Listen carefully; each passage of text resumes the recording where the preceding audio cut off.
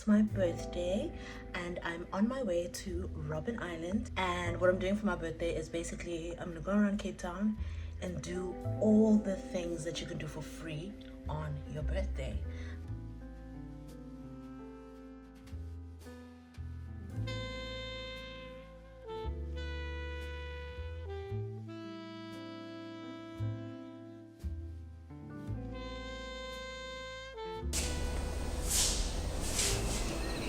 One of the things that is difficult for me to comprehend is that we spent such a long time here.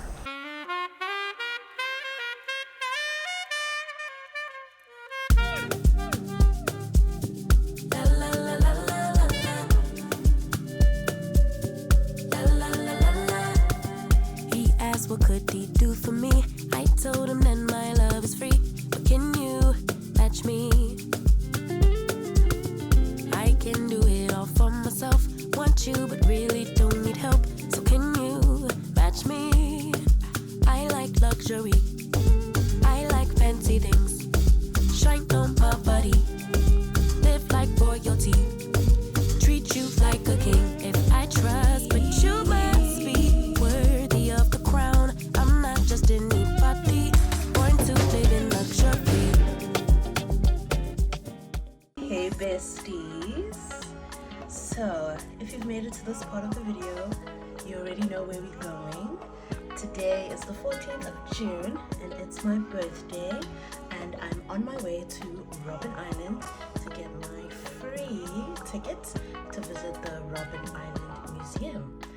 And what I'm doing for my birthday is basically I'm gonna go around Cape Town and do all the things that you can do for free on your birthday.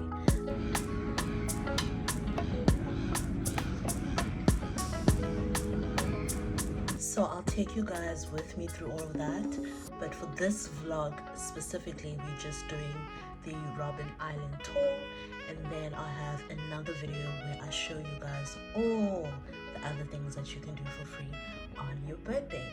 The video will be on YouTube or TikTok, but now let's go to Robben Island.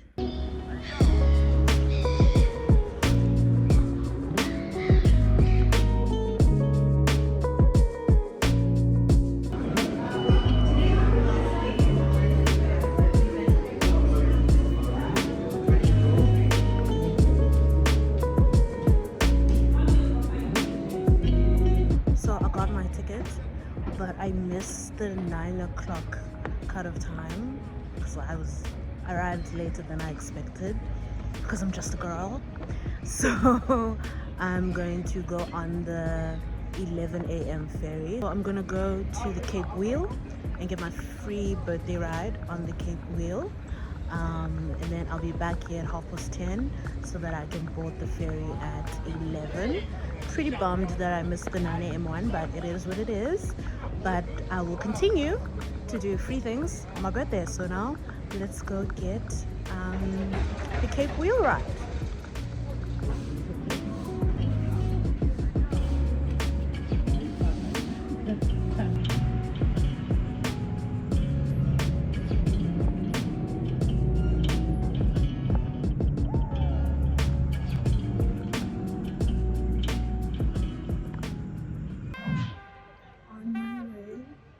Catch the ferry now. Let's go to Robben Island.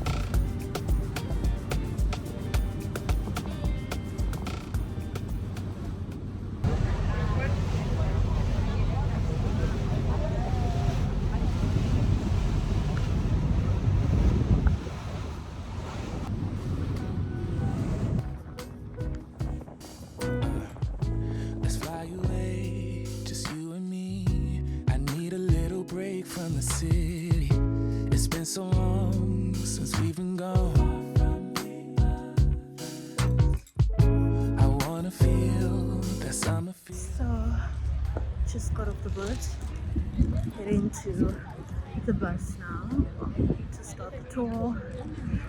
I lost my mic receiver on the boat for some reason. I don't know how, where, and why. So mad. So I'm using my AirPods now for sound.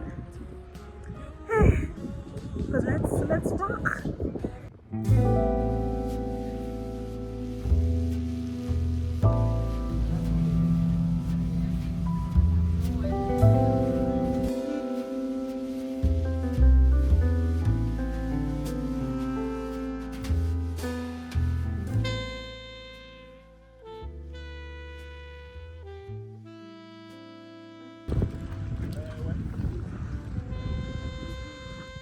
So just got off the bus and now we're about to enter the maximum security prison and do the tour and speak to someone who's actually a prisoner here or family member of a former prisoner, I think. And yeah, this will take about 2 hours and then we'll take the ferry back to our waterfront.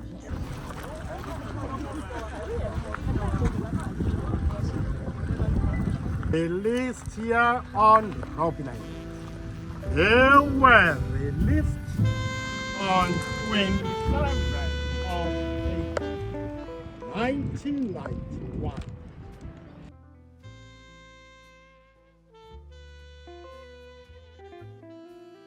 Ladies and gentlemen, we are now in F section courtyard, where we used to eat and exercise. We were forced to squatter there to eat, whether it's raining or not raining. And on our right-hand side, we have a sport field. We used to play rugby and soccer there only on Sundays for 30 minutes. The other days we have to go and work there in lime and stone quarry. And also around this prison, there are some 2 towers. So each and every tower, those guards were waiting for any inconvenience that may happen here on Robben Island, to shoot, to kill. So let's proceed.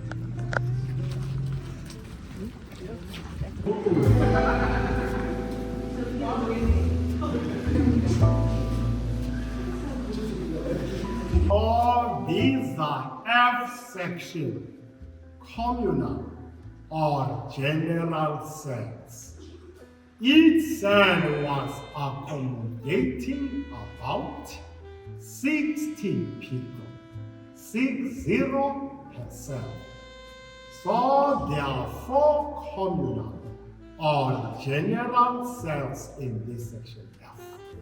2 communal cells at the back and another 2 communal cells in front of us was used for dispensing medication. Medication was not so good here on Robben Island because sometimes if you have a headache, you'll be given some diabetic tablets. And also there was only 1 doctor here on Robben Island. The doctor only comes once a week during Wednesdays. So if you are sick on Thursday, you will face the consequences, or rather you have to wait the following Wednesday. So now let's proceed to myself. And this is a testimony of the walls, how they look like good water, very wet walls. Wet walls.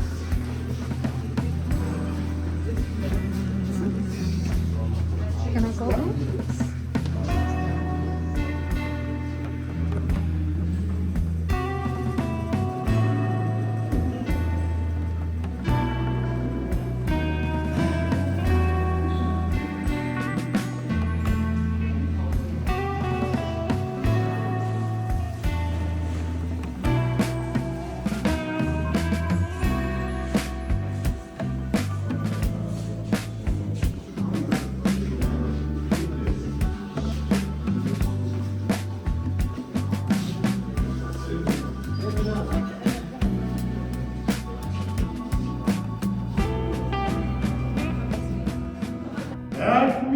introduce myself. My name is Sparks, S-P-A-R-K-S, Sparks. I'm an ex-political prisoner. I spent 7 years here on Robben Island. I was charged in 1983 and released in 1990. My charge was terrorism under Section 29. So don't be afraid, I'm not going to terrorize you. My non-African National Congress and its military wing all condoned the spear of the nation in 1981. During that process, I was arrested. I was arrested of recruiting people to join in the military wing of ANC. We were forced to wake up early in the morning at 4 a.m. in order to accommodate ourselves. If you didn't get a chance to wash, the authorities will lock you in solitary confinement. You will not eat the whole day, you will eat the following morning. And during those years, we had to wash thrice a week during Mondays, Wednesdays, and Saturdays. The other 4 days there was no water here on Robben Island.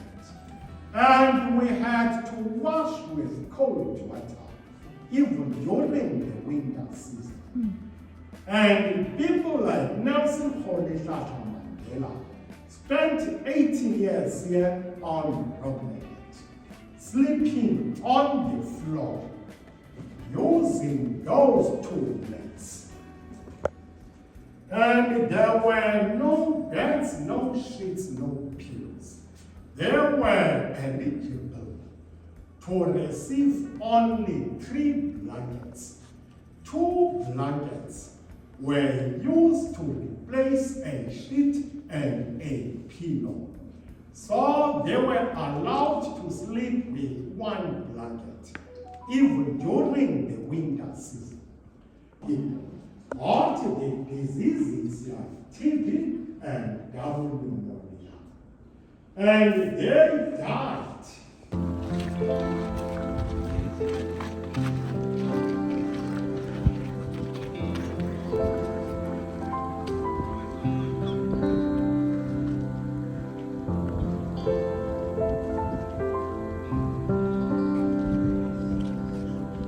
Okay, ladies and gentlemen, in front of us, we have a hospital.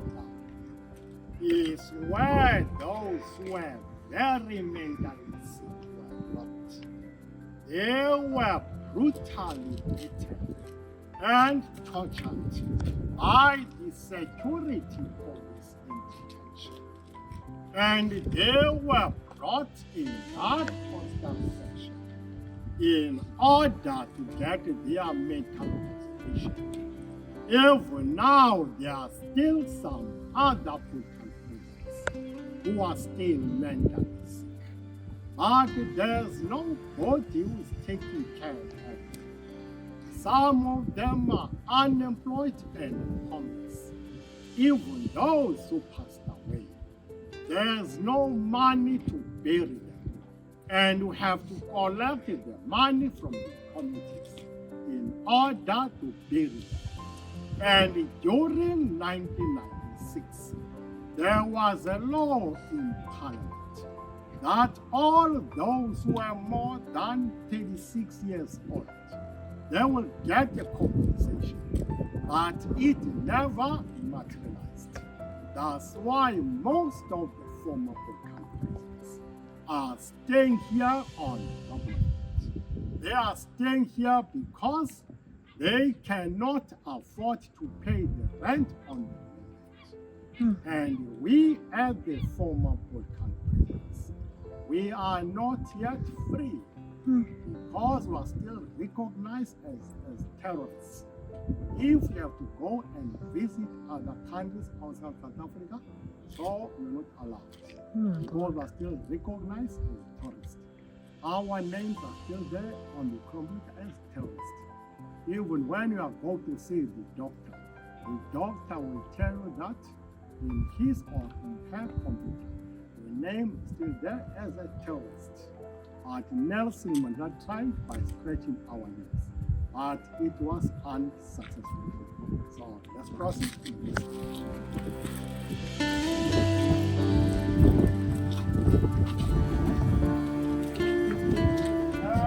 These are the original marks of a chisel and a hammer. We were forced to cut the stones using a chisel and a hammer. And your hands will be blistered and bleeding. And you were forced to push a wheelbarrow with the blistered and bleeding hands. The main purpose to be brought here was to build this place. Let's proceed.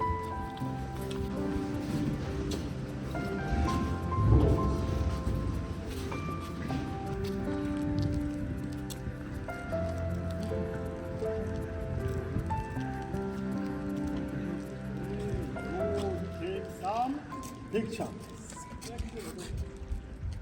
In this section courtyard, where people like Nelson Mandela used to eat and exercise, these two pictures were photographed in 1966. They were photographed by the International Defense Aid Fund members who were here visiting the export country. Nelson Mandela, during his youth time, to Walter Sisulu, this picture does not show the true reflection on what was happening during 1960s. The black political prisoners were not allowed to wear the long sleeve shirts. On that day, they were called by the authorities to wear these clothes. There's that vine tree. Behind that vine tree on that corner is where Nelson Mandela was hiding, and there is his manuscript, The Long Walk to Freedom.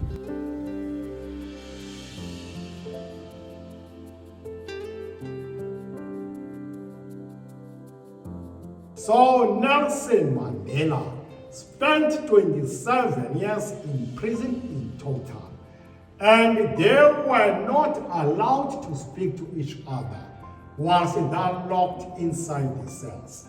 If you are speaking with somebody next door, you'll be punished. And there were no windows there inside the cells. It was only the bars. And the rain will come through inside the cells. And initially, it was metal doors. These wooden doors were put after our release, because after our release, the authorities brought common law prisoners here.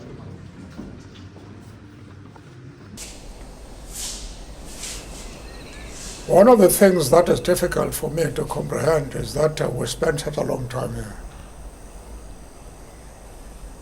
And there were moments of joy. But of course, there were painful moments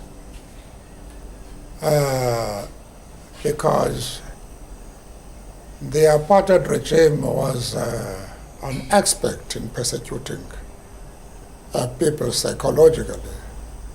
On that note, I thank you. May God bless now to proceed with the bus that will take you around Robben Island and see places like lime and stone quarry, Sobukwe's house and other places. Got the nerve, mate, for the nerve.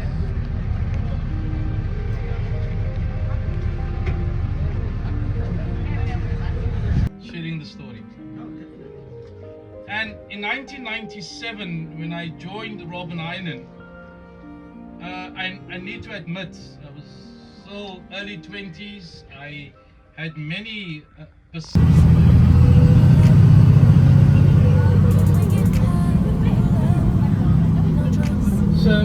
and how the Europeans initially looked at the people living in the south of Africa. Now, 1600s, some springboks over there. And the reason why Robben Island and not the slopes of Cape Town was important was because they found it uninhabited by man. Whereas over there was the indigenous First Nation man of the Cape. And for many years, passing boats would send out parties to gather the food and fresh water and go away, and go on the way. And they named it Robben Island because of the seals that was in abundance on the island. Now the Dutch word for seals is Robben, and that's where the name comes from. But in 1652, this guy called Jan van Riebeeck arrived on a boat called the Dromedaris, got off in the slopes of Table Mountain and started partying with the indigenous First Nation man of the Cape. But he also looked at them as uncivilized and had no idea on how to use the sea. And the immediate thinking was, if you don't know how to use the sea and things go pear-shaped, we can blame you and we can imprison you on that island. And if you don't know how to get off, that will become your jail. And what the British wanted was land. The problem with the land they wanted was it was occupied by tribes. And ultimately, these wars took place that led to the chiefs of the various tribes being imprisoned on Robben Island. But 1850, 1860, if your doctor couldn't diagnose your illness, they simply outcast you. If they couldn't treat you, they simply banished you to an island. Robben Island became a hospital for the out of mind, the out of sight. A good example of the unknown of that time was epilepsy. They regarded you, the doctors classified you as a lunatic possessed by demons and got the fit. God. And that was the type of patient kept you. But the big fear was leprosy. If you saw a rash, the doctor couldn't diagnose, they called you a leper, and the treatment to leprosy was to isolate all the lepers together, let them all die out, and if they all die out, the cure is found. And that explains the graveyard to your right hand side. The entire field to your right was a graveyard. There are more than 1,200 graves visibly seen in this area. There could be more.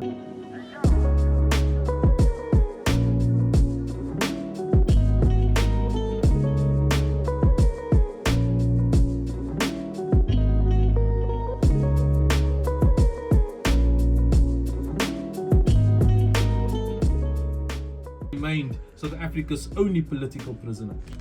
What that simply meant, he could sleep on a bed, he could wear his own clothes, he was allowed books, newspapers, he had a radio to listen to, but they told him you'll be kept here for only 1 year.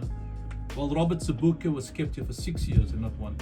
He was only taken off in 1969 after being diagnosed with lung cancer. The fear, the only political prisoner could die here. He's moved to a township called Galishiwe in Kimberley, the center of South Africa, where he lived within a community with his wife, his kids. He could interact, move around within that community, but they told him, you talk to 3 people or more at the same time, it's an illegal gathering. Maybe this is a perfect time to mention he had a wife and 4 kids. He died in 1978, he was 53 years old. Robert Sobukwe was here till 1969. The kennels and the dogs were only brought in mid-1970s. So 2 separate periods we are talking about.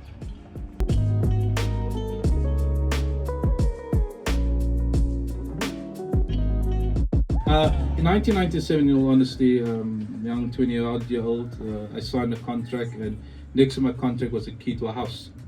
Never used it, had a house, but never used it to stay in. Eventually, you have to pay a small rental. At odd. There's a shipwreck on the northern side of the island. I had a group. We took them past that group, that shipwreck, and obviously people took photographs. We're on the boat, and they asked me, who are these people standing on that boat? Oh my God. You can't see them. It's just sort of, yeah. You're welcome to stay a night on the island to see it for yourself. Have a look to your left now. Just doesn't matter interest. Wellington. Yes.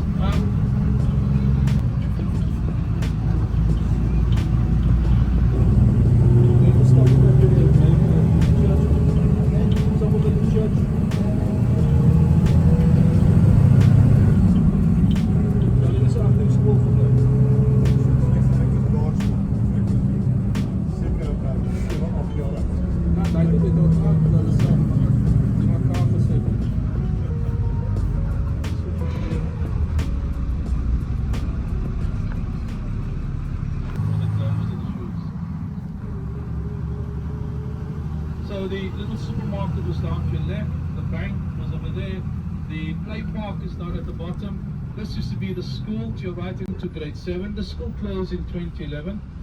By this time there were far less kids on the island. There wasn't a need for the school, and the English Commissioner's House, our little conference facility. Kind of odd to find a house built in Victorian style for an English commissioner, and it looks like a Kentucky Fried Chicken outlet, doesn't it? This is one of the most exquisite views you're going to find.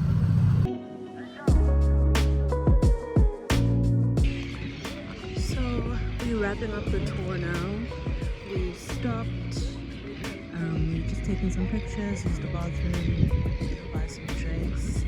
We're only having like a 10 to 15 minute stop, and then we'll head back on the ferry and head back to Cape Town.